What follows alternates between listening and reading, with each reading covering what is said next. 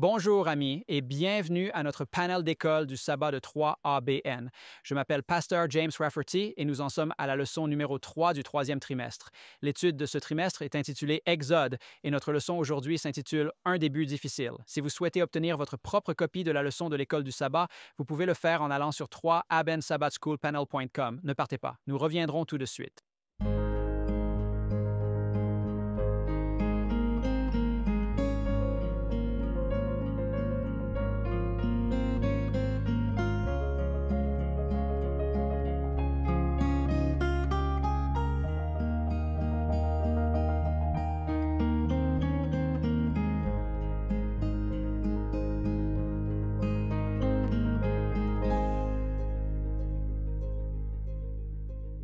Bonjour amis et bienvenue à notre panel de l'école du sabbat 3ABN. Nous sommes ravis que vous nous ayez rejoints. Nous étudions l'Exode. Nous en sommes à la leçon numéro 3 pour ce trimestre et elle est intitulée Un début difficile. Nous apprécions vraiment vos prières et votre soutien financier pour le ministère 3ABN afin que nous puissions diffuser l'Évangile dans le monde entier. Nous sommes reconnaissants lorsque vous priez pour que Dieu ouvre des portes et quand vous nous soutenez financièrement pour aider à rendre ces ouvertures possibles dans le ministère et l'évangélisation. Et nous avons beaucoup fait cela récemment ici à 3ABN. Donc nous en sommes très reconnaissants. Avant de commencer, permettez-moi de présenter votre famille et la mienne, notre panel de l'école du sabbat pour aujourd'hui. À ma gauche immédiate se trouve le pasteur John Lomakong. Ouais, merci James, les fils du tonnerre. Maintenant, la leçon s'appelle Un début difficile, mais j'ai le jour proprement dit intitulé Un début difficile. Et je prie que ce ne soit pas un début difficile. Merci. Et immédiatement à la gauche de John se trouve ma sœur en Christ, Shelley Quinn. Merci. J'ai la leçon de mardi qui est le divin je. Le divin je. D'accord. Et immédiatement à votre gauche, un nouvel arrivant à notre panel. Content que vous soyez là, pasteur Ryan Johnson. Merci, pasteur. J'ai la leçon de mercredi. Nous sommes dans la vallée du découragement et elle s'appelle « Des lèvres incirconcises ». D'accord. Et puis, pour conclure, nous avons ma sœur en Christ, Jill Morricone, avec la leçon de jeudi. Merci beaucoup, pasteur. Jeudi, nous examinons comme Dieu pour Pharaon et nous allons parler de 6 clés pour l'obéissance. Amen. Amen. Avant de commencer, nous voudrions ouvrir avec un mot de prière. Je vais demander à ma sœur en Christ, Jill Morricone, si elle souhaite prier pour nous. Bien sûr. Saint-Père, nous venons devant toi au nom de Jésus. Et en ouvrant ta parole, nous demandons à être vidés de nous-mêmes. Nous voulons entendre ce que tu as pour nous et nous voulons marcher dans l'obéissance. Alors convainc-nous et convertis-nous maintenant au nom de Jésus. Amen. Amen. Donc, nous allons examiner un certain nombre de textes bibliques dans notre leçon pour cette semaine. Exode, chapitre 5, versets 1 à 23. Je vais regarder les versets 1 et 2. Apocalypse, chapitre 11, verset 8. Je vais jeter un œil à cela. Exode, chapitre 6, versets 1 à 13. Psaume, chapitre 73, versets 23 à 26. Deuxième épître aux Corinthiens, chapitre 6, verset 16. Et Exode, chapitre 6, verset 28 à chapitre 7, verset 7. Notre texte à mémoriser se trouve dans Exode, chapitre 5, versets 1 à 2. Jetons-y un coup d'œil. Exode 5, versets 1 à 2. Ensuite, Moïse et Aaron allèrent et dirent au Pharaon, « Ainsi parle le Seigneur Dieu d'Israël. Laisse aller mon peuple pour qu'il me célèbre une fête dans le désert. » Et Pharaon répondit, « Qui est le Seigneur pour que j'obéisse à sa voix et laisse partir Israël? Je ne connais pas le Seigneur et je ne laisserai pas partir Israël. » Why in Traum? Parlons d'un début difficile. Tant de croyants pensent, selon le trimestriel, que lorsqu'on décide de suivre Dieu, on ne vivra que bonheur, prospérité et succès. Ce n'est pas nécessairement le cas, cependant, comme le montre souvent la Bible elle-même. Parfois, de nombreux obstacles apparaissent ainsi que de nouvelles difficultés. Maintenant, cela peut être très frustrant et cela suscite des questions difficiles et elles n'ont pas toujours de réponse facile ou, semble-t-il, pas de réponse du tout. Ceux qui font confiance à Dieu feront face à de nombreuses épreuves. Cependant, lorsque nous persévérons, Dieu apporte des solutions qui viennent à ces conditions et en son temps.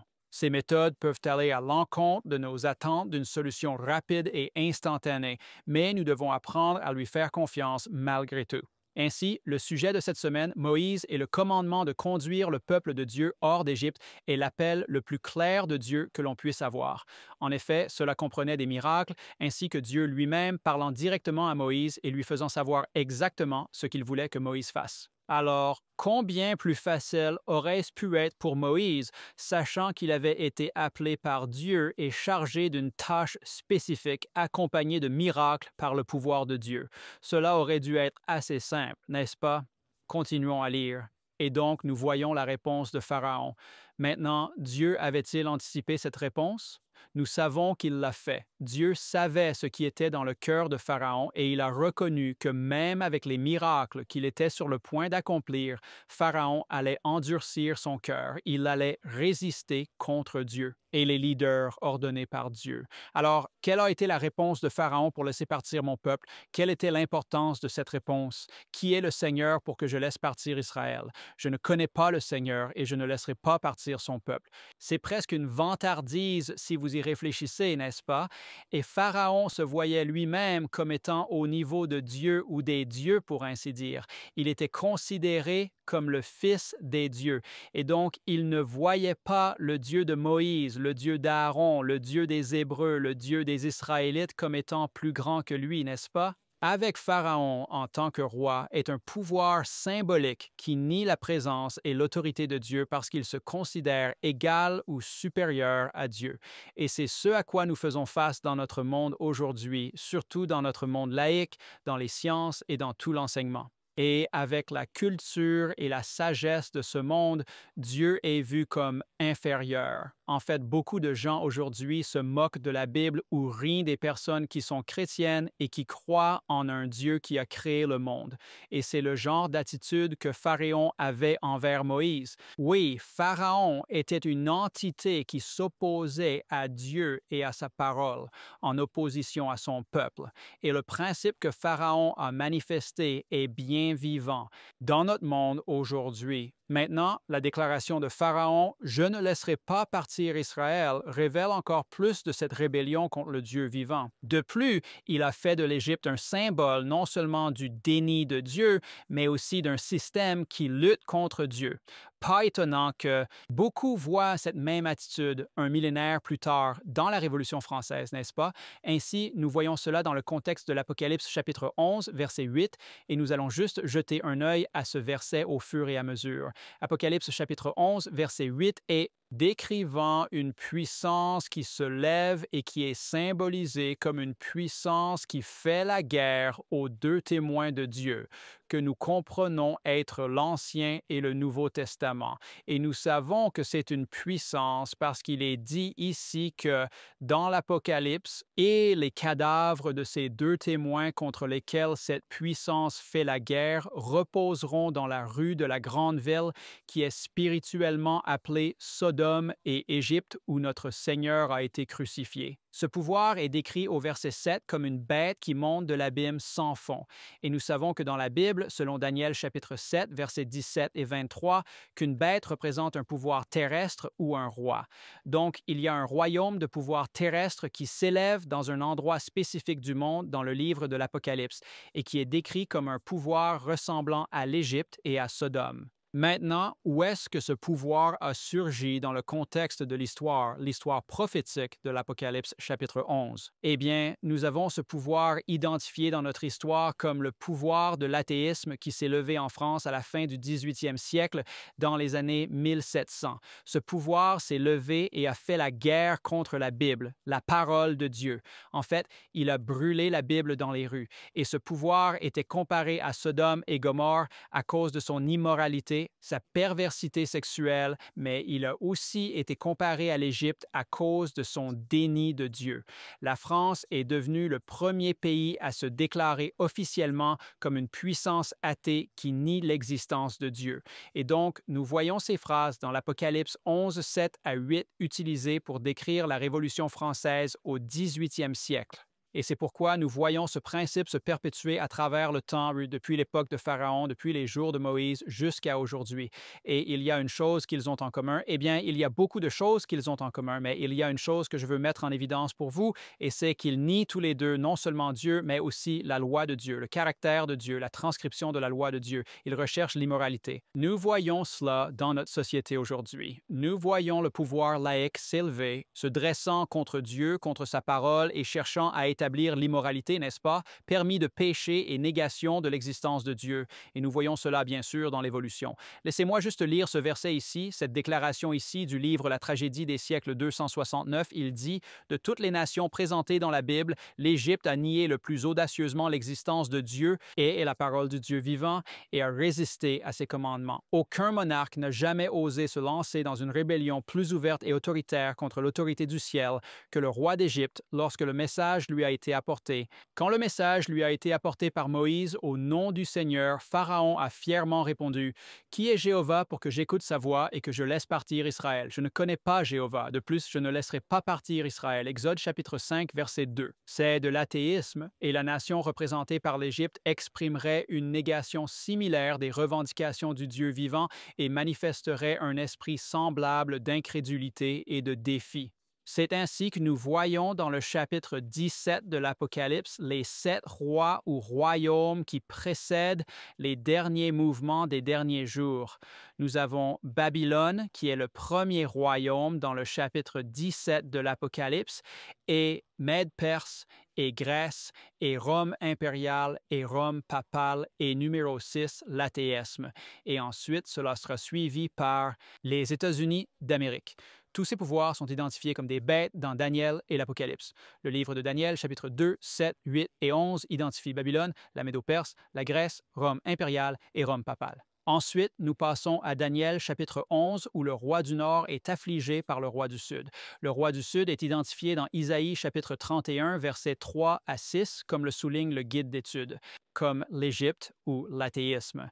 Et l'athéisme inflige au roi du Nord dans Daniel chapitre 11 verset 40, il le blesse ou lui fait la guerre. Nous voyons aussi cela dans Apocalypse chapitre 13 verset 3 où la papauté ou la bête de la mer reçoit une blessure mortelle. Et ensuite, la blessure mortelle est guérie par une 7e bête qui surgit de la terre. Et cette bête, bien sûr, est identifiée dans Apocalypse chapitre 13, verset 11, comme ayant 2 cornes semblables à un agneau, mais parlant finalement comme un dragon. Nous avons identifié cette bête dans notre compréhension de la prophétie comme les États-Unis d'Amérique. Ainsi, nous avons les 7 rois, l'un suivant l'autre, dans l'Apocalypse 17. Ensuite, il y a un 8e roi. Maintenant, le 8e roi est identifié comme étant l'un des 7. Et ce 8e roi représenterait bien sûr la papauté qui est rajeunie. Autrement dit, la blessure mortelle est guérie.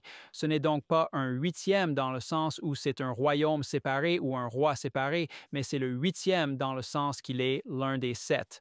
Et il a une image faite pour lui dans l'Apocalypse 13 et tout le monde le suit parce que la bête de la terre, c'est-à-dire les États-Unis d'Amérique, imite cette bête de la mer et ensemble, ils amènent le monde entier à se conformer à une fausse norme de culte. C'est le schéma de base de la prophétie, mais ce qui est clé ici et ce qui est important, c'est de reconnaître que tout commence en un sens avec ce déni de l'existence de Dieu, avec ce pouvoir athée qui sape la parole de Dieu, nous amène à l'idée de l'évolution qui nie Dieu en tant que créateur, ni le sabbat du 7e jour, et donc nie ou détourne les gens de l'adoration de Dieu selon sa parole.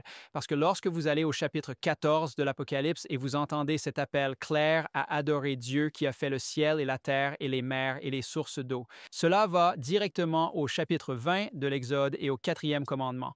En fait, c'est presque une citation directe du 4e commandement. Et bien sûr, ce 4e commandement est établi dans la création du monde. Adorez-moi parce que je suis le Créateur. Donc, nier Dieu, nier sa création, nier l'appel de l'Évangile éternel, c'est la même chose que ce que faisait Pharaon ici. Et tout comme Moïse a été envoyé pour appeler son peuple à sortir, Dieu envoie un message dans ces derniers jours pour appeler son peuple à sortir de cet esclavage athée, matérialiste, séculier, et à adorer Dieu en esprit et en vérité. Ainsi, l'appel que Moïse a lancé est le même appel que nous devons lancer. Et nous pourrions avoir un début difficile, mais Dieu va nous bénir avec la victoire à la fin. Amen. Merci, Pasteur James. Et le mien est en fait un début difficile en regardant ce que nous allons étudier ici. Nous allons passer à l'Exode chapitre 5. Un début difficile. Beaucoup de ce que vous avez dit sur la façon dont les choses commencent ne reflète pas exactement comment elles vont se terminer. Et vous trouvez beaucoup d'exemples dans les Écritures où les gens regardent leurs circonstances présentes. Mais je veux souligner un point très important. La perception humaine n'est pas la réalité divine Paul dit, nous voyons au travers d'un verre obscur, donc nous ne voyons pas le résultat final. Jean 3 dit, ce que nous serons n'a pas encore été révélé. Ainsi, la perception humaine joue un grand rôle pour nous décourager, quand la perception divine joue le rôle principal en disant, laissez votre foi guider vos pas. Nous marchons par la foi et non par la vue. Nous trouvons cependant, dans l'exemple des Hébreux en Égypte, Moïse arrive en Égypte et commence à restaurer légèrement ce qu'ils expérimenteront lorsqu'ils sortiront du pays d'Égypte. Commençons dans Exode 5 et avec le verset 3, je vais essayer de lire aussi bien que possible, et puis j'ai un certain nombre de points à retenir ici. Si je devais tous les additionner, je dirais 6. D'accord? Mais je vais juste commencer à lire jusqu'à ce que je fasse le point, puis je passerai à mes conclusions. Verset 3, alors ils dirent, le Dieu des Hébreux s'est rencontré avec nous, s'il te plaît, laisse-nous faire 3 jours de marche dans le désert et sacrifier à l'Éternel notre Dieu, de peur qu'il ne s'abatte sur nous par la peste ou par l'épée. Alors le roi d'Égypte leur dit, Moïse et Aaron, pourquoi éloignez-vous ce peuple de son travail? Retournez à votre travail. Et Pharaon dit, regarde, le peuple du pays est nombreux maintenant, et vous les faites se reposer de leur travail. Maintenant, laissez-moi juste faire un point très important ici. Beaucoup de fois, les gens disent que dans l'histoire de l'Exode, la première fois que le sabbat est mentionné, c'est quand ils sortent d'Égypte et que le Seigneur commence à les tester sur le sabbat. Non, c'est la première fois qu'il est mentionné parce que le mot ici, le mot repos ici est le mot pour sabbat. Moïse commence à restaurer le sabbat pendant qu'ils sont en Égypte et cela met Pharaon en colère. C'est pourquoi, lorsqu'ils sont arrivés dans le désert, le Seigneur leur a dit « Jusqu'à quand refusez-vous de garder mes commandements, mes statuts et mes lois? Combien de temps? Pourquoi diriez-vous combien de temps alors que vous venez de nous le donner? » En fait, quand il l'a dit, ils n'étaient même pas encore arrivés au mont Sinaï. Ils étaient à environ 1 semaine du mont Sinaï lorsque le Seigneur les mettait à l'épreuve sur le sabbat de la manière de combien de temps. Que voulez-vous dire par combien de temps? En d'autres termes, Moïse a commencé à le restaurer avant qu'il ne quitte l'Égypte. Ainsi, la pratique et le souvenir du sabbat ont commencé à émerger avant leur départ.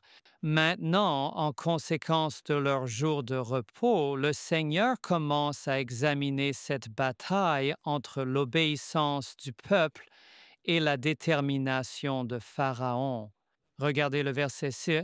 Le même jour, Pharaon commanda aux maîtres de corvée du peuple et à leurs officiers, disant « Vous ne donnerez plus de paille au peuple pour fabriquer des briques comme auparavant, qu'ils aillent eux-mêmes ramasser la paille. » Et là, vous commencez à examiner l'argument. Il a accusé les gens d'être paresseux, incapables de faire le travail. Les surveillants ont augmenté leur pouvoir si vous descendez au verset 13, car il y a beaucoup d'allers-retours là-bas. Ils ne reçoivent pas la quantité de paille pour atteindre le quota au verset 13, et les surveillants les ont forcés à se dépêcher en disant « Accomplissez votre travail, votre quota quotidien, comme quand il y avait de la paille. » Aussi, les officiers des enfants d'Israël que les surveillants de Pharaon avaient placés au-dessus d'eux étaient battus et on leur demandait « Pourquoi n'avez-vous pas rempli votre tâche de fabrication de briques hier et aujourd'hui comme auparavant? » Alors les officiers des enfants d'Israël vinrent et crièrent à Pharaon en disant « Pourquoi agissez-vous ainsi avec vos serviteurs? Vous voyez le tableau ici. » Vous avez des contremaîtres égyptiens et vous avez des contremaîtres hébreux pour guider les Hébreux à faire leur travail et ils sont tous perplexes sur la façon dont nous allons le faire. Mais je veux faire un point très important ici. Vous savez, quand nous sommes à un point d'insuffisance, souvenez-vous de Philippiens 4,19. Mon Dieu pourvoira à tous nos besoins selon ses richesses et sa gloire. Et un autre, allons-y. Deuxième épître aux Corinthiens 12:9, car ils sont à un point de faiblesse comme beaucoup d'entre nous. Que nous dit la Bible? Et il m'a dit, ma grâce te suffit, car ma force s'accomplit dans la faiblesse. Alors maintenant, ils sont là. Alors, qu'est-ce qu'on a entendu dans les moments de faiblesse? Maintenant, quand il est dit « C'est pourquoi je me glorifierai plutôt de mes infirmités », cela ne signifie pas que je suis content d'être faible. Cela signifie que je reconnais ma faiblesse afin de pouvoir reconnaître sa force. Vous savez, c'est comme un ami qui dit « Je suis tellement content que tu sois venu. Je ne me vautre pas dans le moment où je suis faible, mais je me réjouis simplement du fait que James est venu m'aider à porter ce fardeau. » Alors nous nous réjouissons dans le Seigneur, nous portons ce fardeau ensemble, les fils du tonnerre. Et c'est ce qui se passe là, mais le Seigneur ne recule pas et le Seigneur ne permet pas que le quota soit atteint, car il semble qu'il traverse vraiment des moments difficiles. Voyons donc quelques parallèles que nous pouvons tirer de cette histoire sur les moments difficiles. Comment gérons-nous les moments difficiles? Un résumé très rapide car la question a été posée. Quels ont été les résultats immédiats de la première rencontre enregistrée de Moïse et Aaron avec Pharaon? Premièrement, Pharaon était préoccupé. Moïse a établi le jour de repos. Nous venons de lire que Pharaon a exigé que les Israélites continuent de respecter leur quota de briques. Les contremaîtres ont réduit leur paille, mais ont exigé les mêmes résultats. Comment faites-vous cela? Au lieu de paille, les Israélites ont ramassé du chaume et n'ont pas pu atteindre le quota. C'est un point très fort. Ils ont ramassé du chaume. Vous savez, parfois, nous vivons notre vie et vous êtes réduits à presque rien. Vous pourriez dire que vos placards sont vides, que votre salaire est plus court que votre mois, les exigences de votre vie, et nous vivons aujourd'hui dans un monde où les demandes augmentent, mais l'offre diminue, et nous nous demandons comment allons-nous boucler les fins de mois. Vous savez, quand nous avons confiance dans le Seigneur, il fera en sorte que ces fins se connectent. C'est pourquoi je dis que j'encourage, en tant que pasteur, mes églises, les membres de mon Église à rendre leur dîme. Remarquez que je n'ai pas dit payer parce que Dieu peut faire en sorte que 9/10 aillent beaucoup plus loin que 10. Il fait cela. Alors maintenant, regardons le verset 21 d'Exode 5. Il est dit, lisez Exode 5, 21 pour vous mettre à la place de ces hommes alors qu'ils confrontent Moïse et Aaron. Pourquoi diraient-ils ce qu'ils ont dit? Maintenant, il semble qu'ils accusent Moïse et Aaron de leur situation. Regardez le verset 21. Et ils leur dirent, pas sûr que le Seigneur vous regarde et juge. En d'autres mots, Dieu va vous réprimander pour ce que vous nous avez fait, parce que vous nous avez rendus abominables aux yeux de Pharaon et aux yeux de ses serviteurs, pour mettre une épée dans leurs mains afin qu'ils nous tuent, et ce n'est pas ce qu'ils ont fait. Vous savez, Dieu disait, et c'est la chose incroyable alors que je lisais l'histoire, j'ai commencé à me demander pourquoi ils devaient fabriquer plus de briques. Ils ne vont pas rester assez longtemps pour construire quoi que ce soit avec ces briques. Maintenant, réfléchissez à cela. Il les force à atteindre un quota parce qu'il pense qu'il va les garder là pour continuer à construire. Le Seigneur dit en gros que vous verrez pourquoi je ne vous permets pas d'atteindre le quota parce que vous ne serez pas ici assez longtemps pour continuer à construire quoi que ce soit pour Pharaon. Et ma femme et moi avons vécu une expérience comme celle-là une fois. Nous avions un appartement, nous ne pouvions pas acheter de meubles, nous ne pouvions pas obtenir un prêt approuvé et nous n'avions qu'une seule chaise dans tout notre appartement, dans un appartement de 2 chambres. Nous avions un fauteuil inclinable Lazy Boy dans le salon que nous avons payé 25 $ lors d'une vente de garage.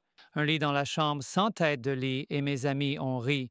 Vous n'avez pas de meubles. Quand ils venaient, tous couraient vers cette seule chaise et nous dînions par terre ou debout près du comptoir dans la cuisine. Et nous nous demandions pourquoi le Seigneur ne nous laissait pas avoir de meubles. 5 mois après, nous avons reçu un appel pour aller en Californie du Nord pour commencer dans l'évangélisation et nous n'avons même pas pu emmener la chaise avec nous. Donc le Seigneur nous montrait ensuite que lorsque vous êtes au point de manque, Dieu a quelque chose en réserve. Il voit votre avenir tandis que vous êtes captivés et accaparés par votre présent. Alors regardons les choses. Quelles sont les choses que nous trouvons de cela? Et je trouve 4 points très importants. Rester pertinent par rapport à Dieu en période de difficulté. Nous devons rester pertinents par rapport à Dieu. Une difficulté terrestre ne peut se comparer à la gloire éternelle, car je considère que les souffrances de ce temps présent ne sont pas dignes d'être comparées à la gloire qui sera révélée en nous. Ne vous laissez pas séduire parce que vous voyez, de meilleurs jours nous attendent, ce ne sera pas toujours difficile. Cela peut commencer ainsi, mais ça ne finira pas ainsi. Deuxièmement, ne voyez pas les épreuves comme permanentes. 1 Pierre chapitre 4, verset 12. Bien-aimés, ne trouvez pas étrange l'épreuve de feu qui est pour vous éprouver, comme s'il vous arrivait quelque chose d'étrange. Cela a une date d'expiration. Numéro 3, apprenez à révéler la présence de Dieu dans les épreuves. Deuxième épître aux Corinthiens, chapitre 4, versets 8 à 10. Nous sommes pressés de toutes parts, mais non écrasés. Nous sommes perplexes, mais non désespérés. Persécutés, mais non abandonnés. Abattus ou frappés, mais non détruits. Toujours portant dans le corps la mort du Seigneur Jésus, afin que la vie de Jésus soit aussi manifestée dans notre corps. Et enfin, rien de difficile n'est permanent. Jean 6, 16 à 33, « Je vous ai dit ces choses afin que vous ayez la paix. Dans le monde, vous aurez des tribulations, mais prenez courage, j'ai vaincu le monde. » Les débuts difficiles ne durent pas longtemps quand vous êtes un enfant de Dieu. Amen, amen. Loué Dieu, chaque épreuve et affliction a une date d'expiration. C'est vrai, ne partez pas. Nous serons de retour dans un instant. Bonjour, je suis Greg Morriconi et je suis très heureux que vous m'ayez rejoint pour un moment de mission 3ABN. Je vous ai parlé de Jerry qui a enduré tellement de violences émotionnelles et physiques en grandissant qu'à l'âge de 17 ans, il a rejoint le corps des Marines. Là, il a trouvé l'alcool, qui apaisait la douleur. Mais des années plus tard, après une tentative de suicide, il a crié « Dieu, tu prends la bouteille et je prends la Bible » et il n'a plus jamais bu. Jerry a rejoint l'église de sa femme et a suivi Jésus, mais il a progressivement réalisé que son église ne suivait pas la Bible dans tout. Il a commencé à chercher la vérité en suivant des études bibliques et en écoutant des sermons d'autres dénominations. Puis, pendant la pandémie de la COVID, il a remarqué qu'il avait 2 fois plus de chaînes de télévision et l'une d'elles était 3ABN. Il a regardé 3ABN jour et nuit jusqu'à ce qu'elle disparaisse, mais il en avait entendu assez, alors il a cherché une église adventiste et s'est senti guidé vers l'église adventiste du 7e jour New Horizons à Republic, dans le Missouri. Jerry dit que Dieu a répondu à sa prière et l'a conduit à une église où il entend la vérité et se joint à ses frères et sœurs pour prier pour que le Saint-Esprit soit répandu avec plus de puissance. Gloire à Dieu pour Jerry et la famille d'église aimante qu'il a trouvée et comment Dieu a utilisé 3ABN pour conduire Jerry à la vérité dans sa parole. Veuillez vous joindre à moi la semaine prochaine pour un autre moment de mission 3ABN. Bienvenue, amis. J'espère que vous avez apprécié ce moment de mission. Maintenant, passons à la leçon de mardi. Je suis Shelley Quinn et la leçon de mardi est le jeu divin. J'aime Exode chapitre 2 verset 24 quand il est dit que le Seigneur se souvenait de son alliance avec Abraham, Isaac et Jacob. Dans son timing parfait, Dieu se préparait à sortir son peuple des ténèbres de l'esclavage et à l'amener dans sa merveilleuse lumière. Et de près, Dieu les voyait. Il se souvenait. Maintenant, attendez une minute. Laissez-moi vous demander, pensez-vous qu'un Dieu omniscient oublie des choses et a besoin d'être rappelé? Laissez-moi vous dire quelque chose.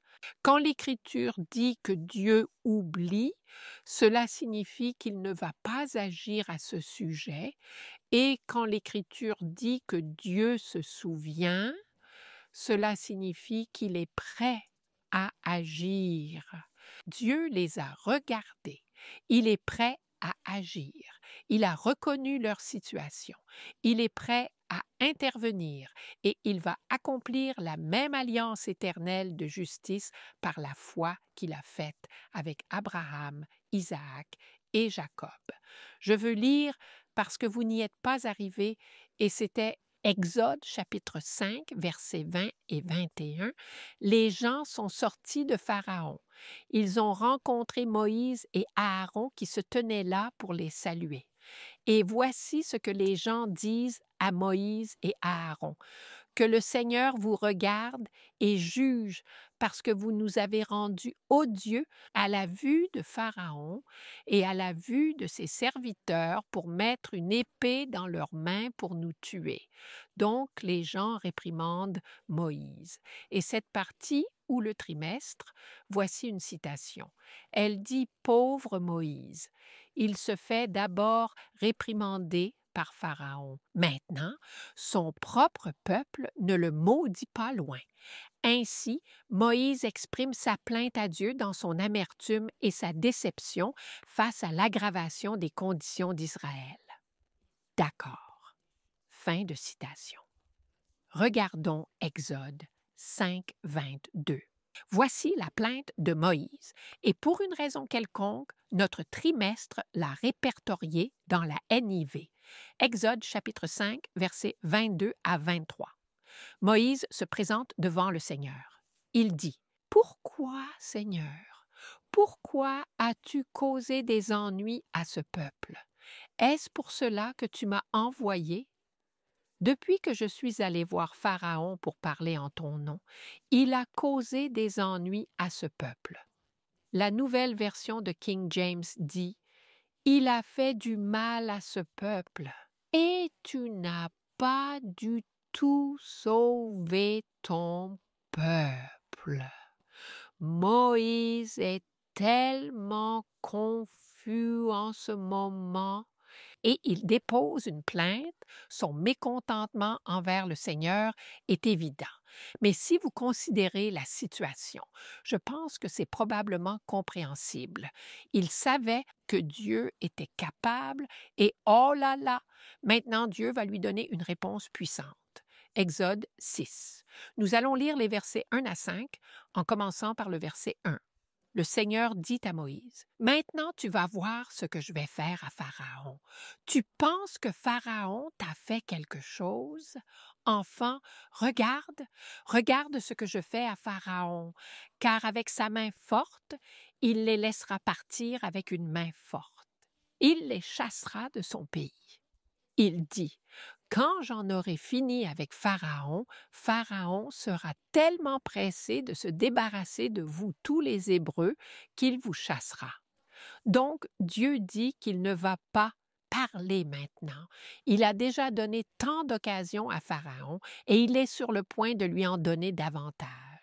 Mais il se prépare à intervenir puissamment pour son peuple.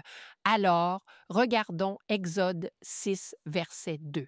Et Dieu parla à Moïse. Dieu s'apprête à lui rappeler quelques faits pertinents. Il lui dit, « Je suis le Seigneur, je suis Yahweh. Je suis apparu à Abraham, à Isaac, à Jacob, comme Dieu Tout-Puissant. Mais par mon nom, Seigneur, c'est son nom d'alliance, Yahweh. Je ne leur étais pas connu. » Maintenant, c'est intéressant parce que Yahweh est d'abord mentionné avant le déluge dans Genèse 4, verset 26. Nous trouvons le nom Yahweh. Plus tard, les patriarches, Genèse 12, verset 8, 22, verset 24, 24, verset 12, ils disent Yahweh. Voyez, ils savaient que Yahweh était un Dieu d'alliance, mais ils ne le connaissaient pas. Ils ne comprenaient pas son amour d'alliance et sa fidélité d'alliance. Combien de temps allons-nous nous arrêter dans nos propres vies? Nous savons que nous avons des connaissances théoriques, mais nous ne le faisons pas. Oh, je peux vous dire combien de temps je savais au sujet de Yahweh, mais je ne comprenais pas son amour, je ne comprenais pas sa fidélité et j'ai freiné ma propre croissance jusqu'à ce que Dieu me saisisse. Alors, il dit au verset Exode 6, verset 2, « Je suis le Seigneur, je suis apparu à Abraham, Isaac et Jacob. » Et il continue en disant, « J'ai établi mon alliance avec lui. Il est un gardien de l'alliance. » Dieu qui garde l'alliance, qui fait l'alliance et la garde. Il a dit, pour leur donner le pays de Canaan, dans le pays de leur pèlerinage où ils étaient étrangers, j'ai également entendu leurs gémissements, ceux des enfants d'Israël que les Égyptiens tiennent en servitude. Et je me suis souvenu de mon alliance. Maintenant, la leçon cite, remarquez la répétition du divin « je ». Moi, le Seigneur votre Dieu, j'ai fait ceci et cela.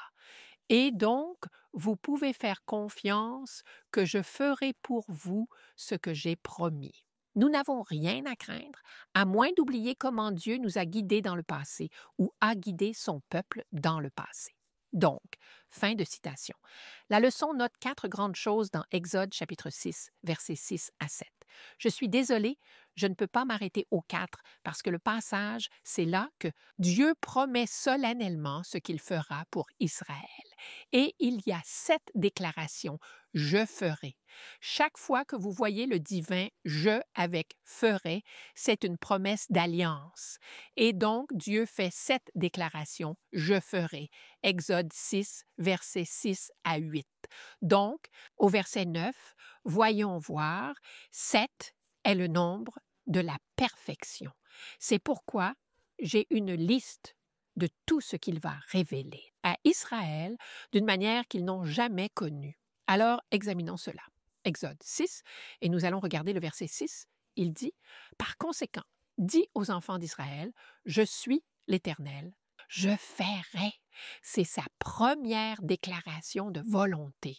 Je vous ferai sortir de sous les fardeaux des Égyptiens. C'est une promesse d'alliance. Je vais. Deuxièmement, je vous délivrerai de leur esclavage. Et troisièmement, je vous rachèterai à bras étendus et par de grands jugements. Voyez, Dieu va te sortir du péché. Il te délivrera de la servitude de Satan. Il te rachètera. Il a déjà payé le prix avec le sang précieux de Jésus. Le quatrième, je vais vous prendre pour mon peuple et je serai votre Dieu. Dieu vous veut. Il veut que vous soyez son fils, sa fille. Il veut être votre Abba-Père. Alors vous saurez que je suis le Seigneur votre Dieu qui vous fait sortir de sous les fardeaux des Égyptiens. Et je vous, 6, amènerai dans le pays que j'ai juré de donner à Abraham, Isaac et Jacob. Rappelez-vous, Abraham aspire au pays où ce n'est pas construit par l'homme, c'est une terre invisible. Il attendait avec impatience la Jérusalem céleste, cette ville qui n'est pas construite par des hommes. Et puis il dit « Et je, sa 7e promesse d'alliance, vous la donnerai en héritage. Je suis le Seigneur votre Dieu. » Donc, Moïse s'est plaint, tout comme Abraham et Jacob et Jonas et David, Jérémie. Même Jésus sur la croix a dit « mon Dieu, pourquoi m'as-tu abandonné? » Voyez, Dieu vous invite à être honnête, même quand c'est compliqué. Vous n'avez pas besoin d'enrober votre demande de sucre. Se plaindre n'est pas de la fidélité, c'est une relation. Mais Dieu promet toutes nos réponses, toutes ses promesses, oui et amen en Christ. Merci beaucoup, Shelley. J'aime cela, le jeu divin associé à la volonté. Je peux trouver certaines promesses dans ce mot-là. Louer le Seigneur, tout le monde. Je suis le pasteur Ryan Johnson et j'ai la leçon de mercredi dont le titre est « Des lèvres incirconcises ». Ici, nous verrons le pouvoir de se souvenir des alliances de Dieu. Toute cette merveilleuse écriture que nous venons de couvrir, nous verrons le désir de Dieu que nous dépendions de lui. Et c'est intéressant parce que le pasteur Loma Kang a soulevé quelque chose que je n'avais jamais vu auparavant. Ça va un peu avec ça. Et nous allons aussi voir la puissance de recevoir l'ordre de Dieu. Maintenant, nous allons finalement arriver au verset 9 du chapitre 6 de l'Exode. Mais avant d'y arriver, faisons un petit retour en arrière parce que les enfants d'Israël sont au creux du découragement le plus total. Que s'est-il passé? Eh bien, ils sont déjà esclaves, ils sont déjà sous le fouet du contremaître, ils sont déjà tout en bas de l'échelle socio-économique. Les choses sont déjà assez mauvaises. Et puis il est dit, et je vais lire, cela a été répété plusieurs fois, mais je vais lire au verset 18 du chapitre 5, Pharaon dit: allez maintenant et travaillez, car il ne vous sera donné aucune paille, mais vous devrez toujours livrer le même nombre de briques, même sans paille, comme avant. C'est quoi le problème avec cette paille et ces briques? Je ne sais pas si vous avez déjà observé un chantier de construction, vous verrez que lorsqu'il coule du béton, parfois il place de longues barres de fer dans le béton appelées rebars. Et nous avons découvert que lorsqu'on renforce une structure semblable à une brique en train de sécher, cela lui donne une durabilité et une résistance supplémentaires.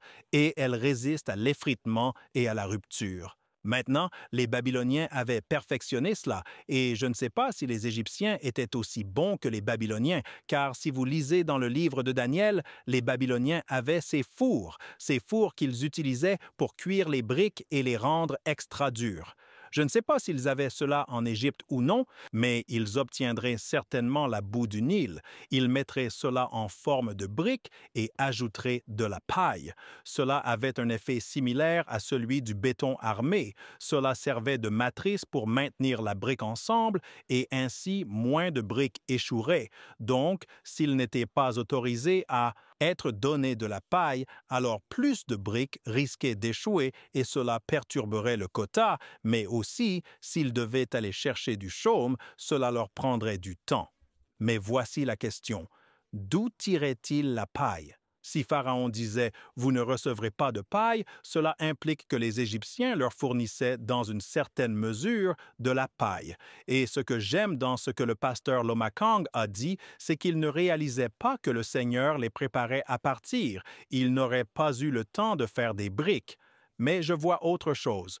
Le Seigneur les sevrerait aussi d'une dépendance à l'ennemi et leur enseignait à s'appuyer entièrement sur le Seigneur. Néanmoins, les enfants d'Israël sont là dans la vallée du découragement total. Regardez ce qu'il est dit au verset 9. « Et Moïse parla aux enfants d'Israël, mais ils n'écoutèrent pas Moïse à cause de l'angoisse de leur esprit. » Angoisse. Ne soyez pas en colère contre Israël. Avez-vous déjà été angoissés?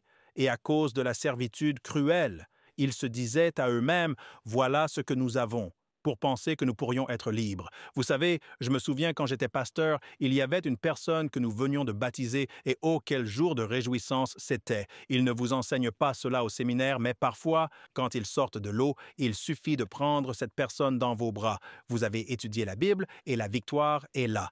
Très peu de temps après, peut-être 2 jours plus tard, j'ai reçu un appel téléphonique pour aller à l'hôpital. Et je vais à l'hôpital. Il y a cette toute nouvelle candidate baptisée. Et je l'ai suivie dans la chambre d'hôpital où sa petite fille était en état de mort cérébrale. Elle a dit que c'est ce que je reçois pour être revenu au Seigneur. Que dites-vous? Quand tu es juste épuisé par le contremaître, que dis-tu? J'ai appris du pasteur Mendenhall, dans des moments comme ça, il suffit de réciter la parole. J'ai dû aller à l'Alliance. Quelle alliance? Oh, le Seigneur lui-même descendra du ciel avec un cri, avec la voix de l'archange et la trompette de Dieu, et les morts en Christ se lèveront. Ici, les enfants d'Israël devaient se souvenir de l'alliance dont Shelley parlait. Je vais reprendre ça au chapitre 6, verset 7. « Et je vous prendrai pour moi comme un peuple. Je serai votre Dieu, et vous saurez que je suis le Seigneur votre Dieu qui vous fait sortir. » Voici la promesse. Dessous le fardeau des Égyptiens. Dieu dit, « Vous êtes à moi, et je prends soin des miens. » Et puis Dieu dit, « Je suis à vous, et vous pouvez me faire confiance. » L'alliance, le pouvoir de se souvenir de l'alliance quand nous sommes découragés, c'est du sérieux.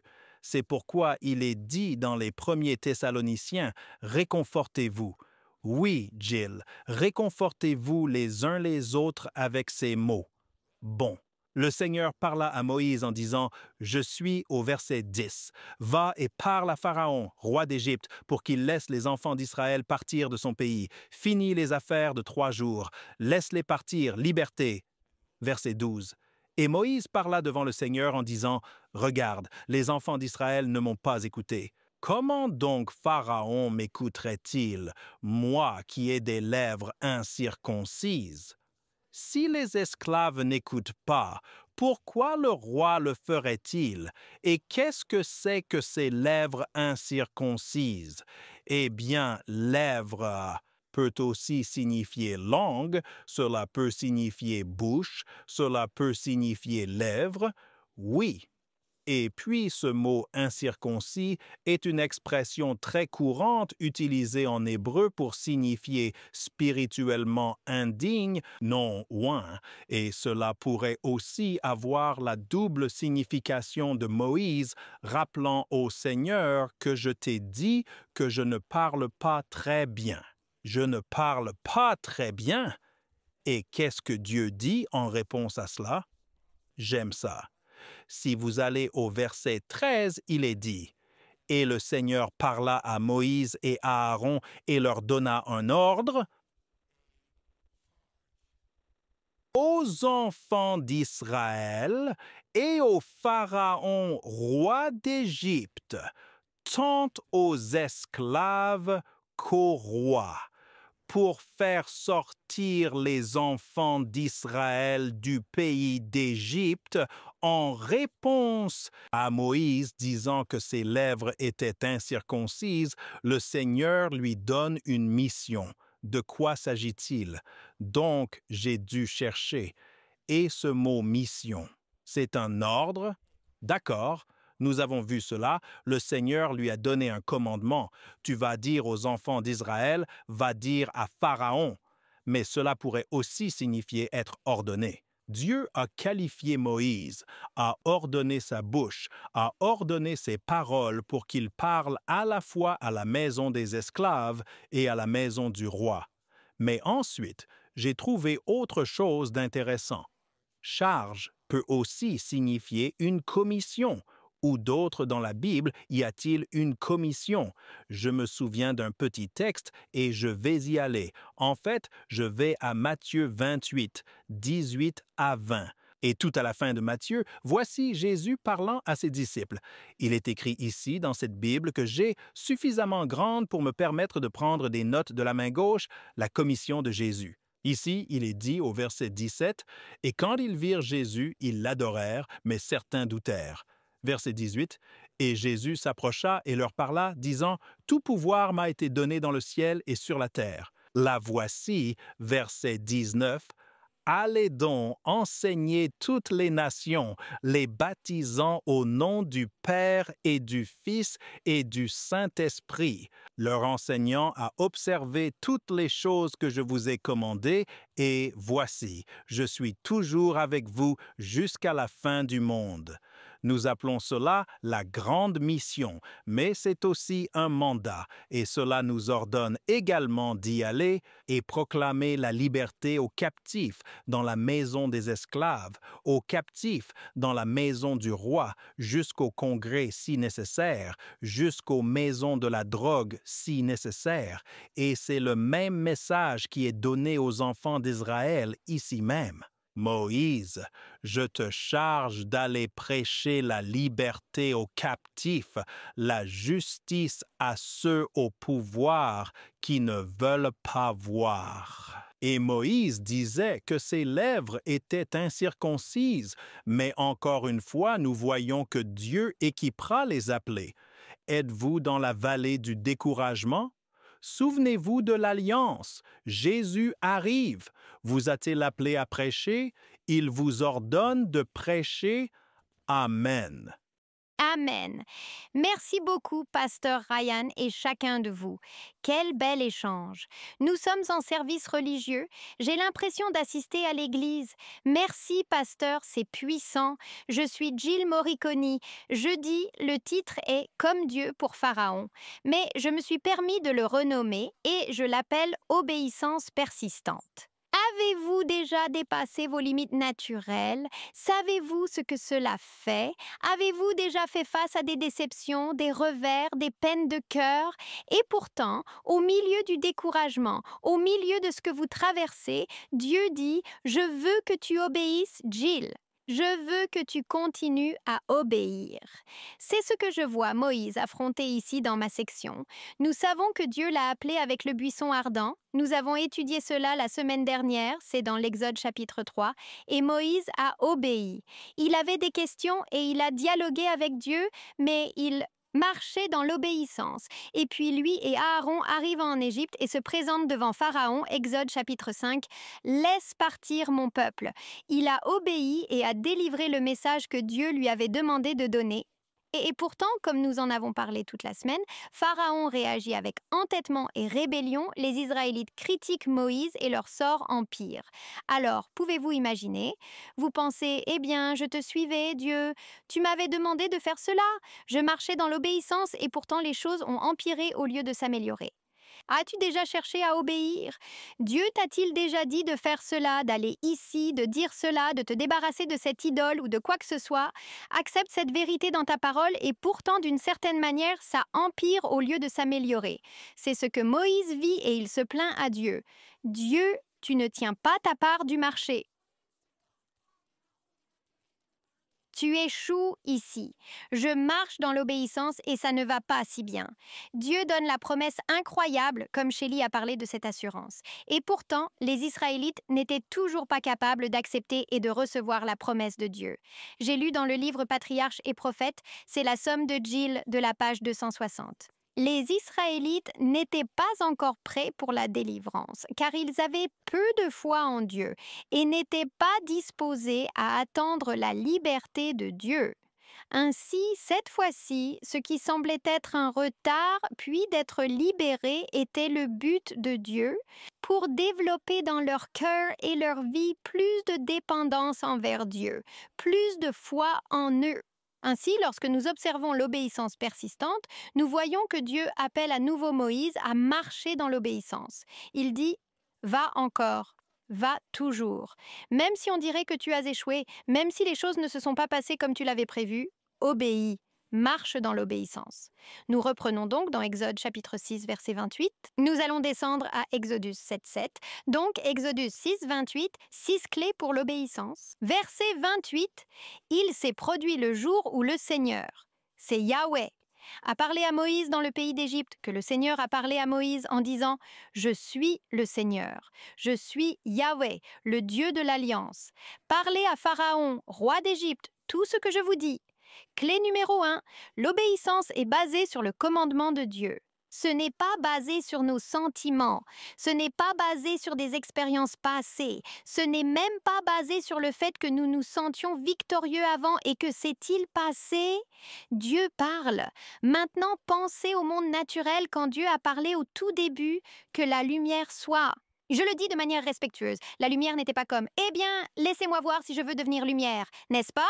Il y avait de la lumière. Dieu a parlé et c'est arrivé. Quand Dieu a dit que la terre soit sèche ou que les poissons apparaissent dans la mer et que les oiseaux apparaissent, était-il comme « Eh bien, je ne suis pas sûre de vouloir être un oiseau pour le moment. Laissez-moi réfléchir? »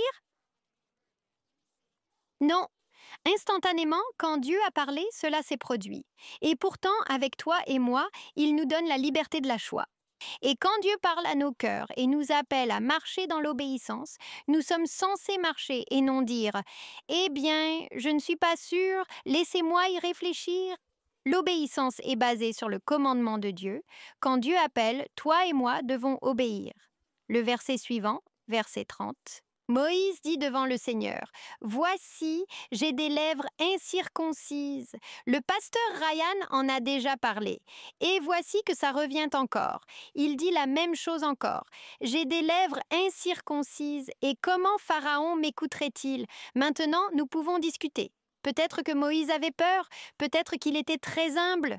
Peut-être qu'il ne se sentait pas capable de le faire. Nous pourrions l'interpréter de différentes manières. Peut-être qu'il n'avait tout simplement pas envie de le faire. Mais la clé numéro 2, l'obéissance est plus forte que toute objection ou sentiment personnel. Quand Dieu appelle, nous ne sommes pas censés rationaliser, nous ne sommes pas censés questionner, nous ne sommes pas censés juger, nous ne sommes pas censés penser à nos propres insuffisances ou à ce que nous pensons de nous-mêmes. Rien de tout cela n'importe. Dieu, as-tu appelé? Je suis censé marcher dans l'obéissance. Verset 1. Nous sommes au chapitre 7, verset 1.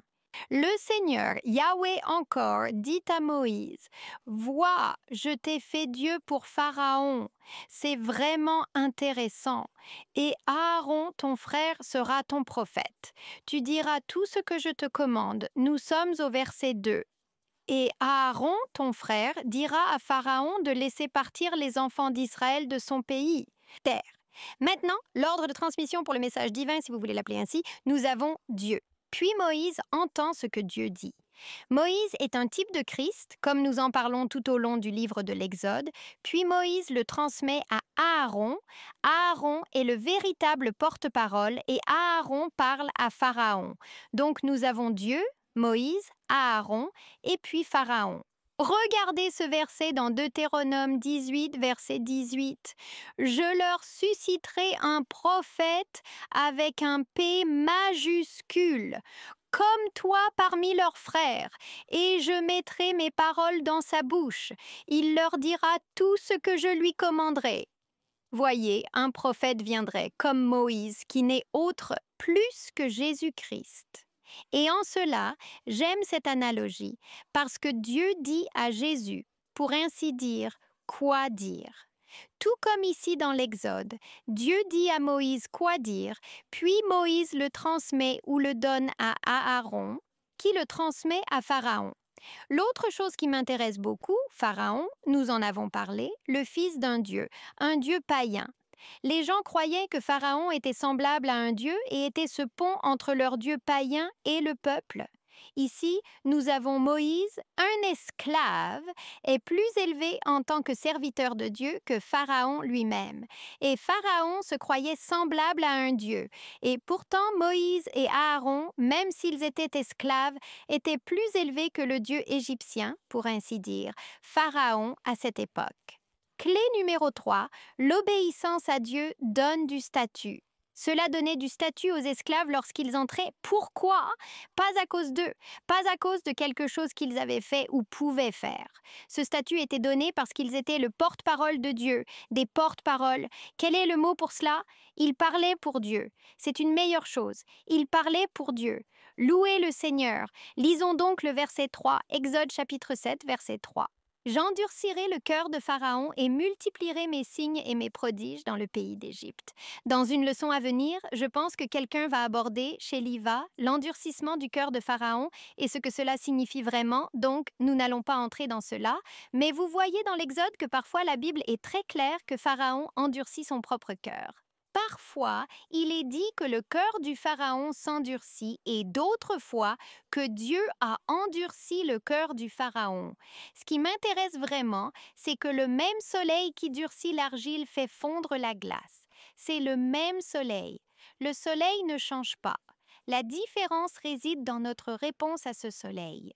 Donc, chaque fois que Pharaon disait non à Dieu, chaque fois qu'Aaron et Moïse entraient dans sa salle et parlaient et qu'ils disaient « Non, je ne veux pas laisser partir le peuple. Non, je vais faire ce que je veux. » Devine ce qui s'est passé? Son cœur devient plus dur et se durcit à mesure qu'il résiste à l'œuvre de Dieu. Clé numéro 4, l'obéissance, en revanche, elle adoucit le cœur. Chaque fois que toi et moi disons oui à Jésus, chaque fois qu'il nous appelle à faire quelque chose et que je dis « je ne sais pas comment, je ne suis pas sûre d'être assez fort, je ne suis pas sûre d'être assez capable, je ne suis pas sûre de savoir assez, mais Dieu, je veux te suivre », cela adoucit le cœur pour être plus ouvert à l'œuvre du Saint-Esprit. Ou au verset 4. Pharaon ne vous écoutera pas, afin que je puisse étendre ma main sur l'Égypte et faire sortir mes armées et mon peuple, les enfants d'Israël, du pays d'Égypte par de grands jugements. Et les Égyptiens sauront que je suis le Seigneur quand j'étendrai ma main sur l'Égypte et ferai sortir les enfants d'Israël du milieu d'eux. Dieu avertit de ce qui arrive. Pharaon va résister à laisser partir le peuple de Dieu, mais Dieu sera victorieux. Clé numéro 5, l'obéissance gagne dans la fin. Vous voyez, il pourrait sembler que le péché l'emporte, il pourrait sembler que Satan l'emporte, mais l'obéissance gagne toujours à la fin parce que Dieu est victorieux.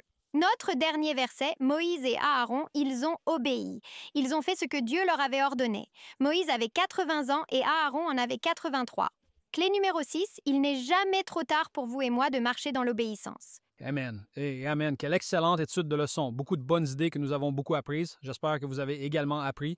Nous avons juste quelques minutes de plus et nous allons avoir quelques réflexions finales. Pour faire simple, la difficulté ne dure pas longtemps. Souvenez-vous des Écritures dans la Bible. Et cela arriva.